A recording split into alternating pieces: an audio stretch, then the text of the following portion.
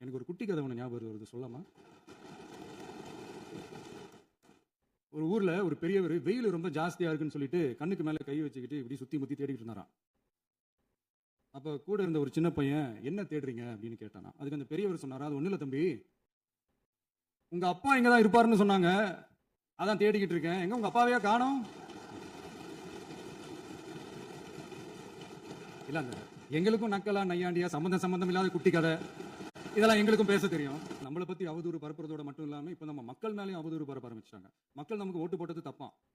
இது இப்ப இல்ல, நான் சொல்றது எம்ஜிஆர் அவர்கள் காலத்துல இருந்தே. அப்பவே அவர் ஜெயிச்சப்போ அதே மக்களை தப்பு தப்பா பேசுறது. மக்கள் என்ன பண்ணிட்டாங்க, எம்ஜிஆர் என்ன பண்ணிட்டாரு, எம்ஜிஆர் என்ன இது பண்ணிட்டாரு. 50 வருஷமா ஒரே டெக்னிக்கா. டெக்னாலஜி எல்லாம் மாறி வேற எங்கேயோ போயிட்டு இருக்கு. பஸ்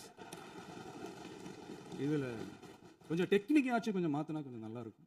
அதனால மக்களுக்கு யூஸ்ஃபுல்லா இருக்கிற மாதிரி இந்த ஆக்கப்பூர்வமான கருத்துக்களோ ஆக்கப்பூர்வமான யோசனைகளோ இருந்தா சொல்லுங்க. அதை வந்து நாங்க டெஃபரெண்டா எடுத்துக்கிறோம். ஆனா அதை விட்டுட்டு இந்த நக்கலு நையாண்டி சம்பந்தம் இல்லாத பேச்சு இதெல்லாம் பேசிட்டு அப்புறம் வந்து முதல்வருக்கு பதில் சொல்ல தெரியல அப்படின்னா அப்புறம் என்ன சோஃபா மாடல் ஆட்சியா? அது என்னன்னு புரியறதுக்கு எனக்கு ரொம்ப நாள் ஆச்சு.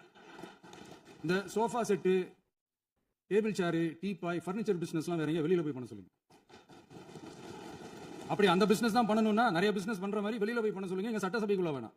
அதனால ஆக்கப்பூர்வமான கருத்துக்கள் இருந்தா சொல்லுங்க. டெஃபினட்டா அது சரியா இருந்தா நாங்க ஏத்துக்கிறோம்.